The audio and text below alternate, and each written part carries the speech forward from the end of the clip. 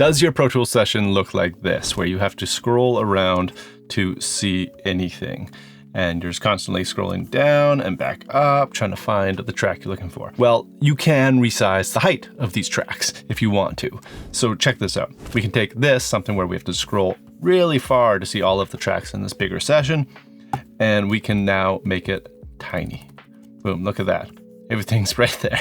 So I'm going to show you a couple different ways you can do that. I'll show you how to do it with a mouse, and I'll show you how to do it with just your keyboard. And it's that simple. Hello and welcome. My name is Malcolm Owen-Flood. I teach Pro Tools and audio things here on YouTube. And if you like that sort of thing, please do subscribe. I would really appreciate it. And I want to show you how to resize tracks in Pro Tools. So very basic kind of tutorial, but even if you're an advanced Pro Tools user, maybe you didn't know how to do this with just a keyboard or vice versa. So maybe there's something for you as well. Anyways, thanks for joining. So let's do it. As you can see, I've got these tiny right now. Let's just make them a little bit bigger. And I'll tell you how I did that. Of course, that's coming.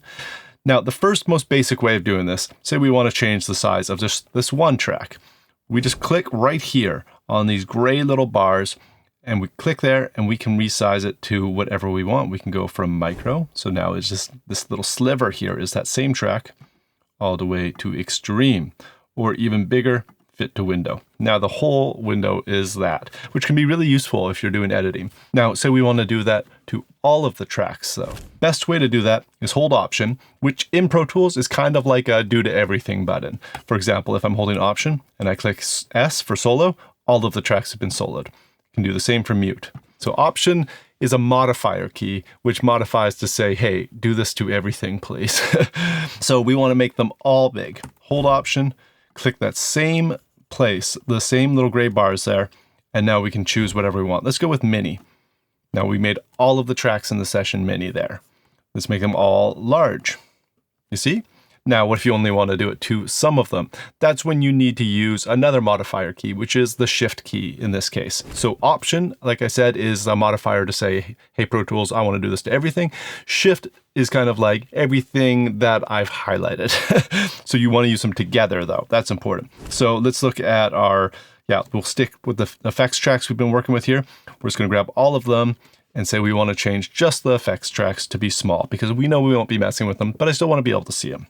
So we Shift Option, click on those two bars, go micro. So now my effects tracks are now just tiny. And sorry, I'd probably want to do that to the bus as well. And yeah, I can see them there, but I know that I'm not going to have to reference them very much. So they can be tiny. But my bass, I know I need to edit that. I'll leave that big. But my drums, I'm already done all my drums. And one way I like to do this, especially with bigger tracks that would make it hard to kind of scroll around, is actually use the left side of the screen here, this menu here. And I can just see where my drums end.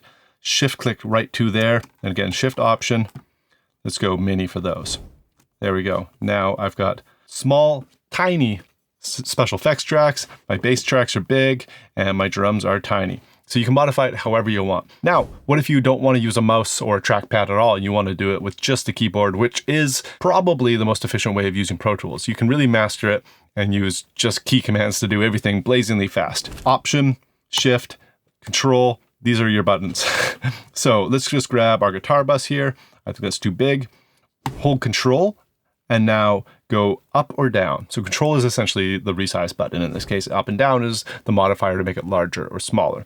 So I can go smaller by clicking down or larger by clicking up, as you can see there. Now, same sort of thing. If we want to do it to all tracks, Control, Option modifier. Again, Option is the modifier to say, Pro Tools, I want to do everything. Make them all bigger or all smaller, right? No mouse required. And now, I haven't actually tested this, but I bet it's going to work because these modifier rules tend to work across the entire program, which is something I really like about Pro Tools. Their shortcuts aren't necessarily random. Once you kind of get the hang of what a modifier does, it sticks around for any use case you could think of. So I'm betting that I could highlight just these kick tracks, for example, and do Shift, Control, Option. So Option, the modifier for all, Shift saying only all of that what I've selected. And now up and down. No dice here. Oh, but I figured it out. In this case, all you have to do is just hold Control. So no Shift, no Option required. Just highlight what you want to change. and then control and up and down arrow. Boom. That easy. So that is the two ways that I use to change the track heights, which is something I actually do a lot. If I'm working on this laptop screen, I need things to be small so I can see a kind of a snapshot of my session more easily. And then I'm making what I'm working on more larger, just to make that easier to edit and reference in space and time, to kind of keep track of myself in the timeline and where I am and the progress of the recording workflow or mixing workflow. So it's actually super imperative knowledge to know this, but it's also kind of basic knowledge. But it's not like Pro Tools tells you how to do this. So I hope this video helped you. So again, you can do it by clicking on the bar, using your modifiers to change what tracks you're adjusting, or you can do it using control and the modifiers and the up and down arrows on your keyboard. Two options, whatever works for you. You'll end up using both, I'm sure, once you kind of get the hang of them. Practice goes a long way. If you enjoyed this, thank you for watching. Please do subscribe, give it a thumbs up. That'd be really useful. And comment down below. Let me know if these videos are helping you. Would love to know that. And I got another video for you coming up right here as well. Adios.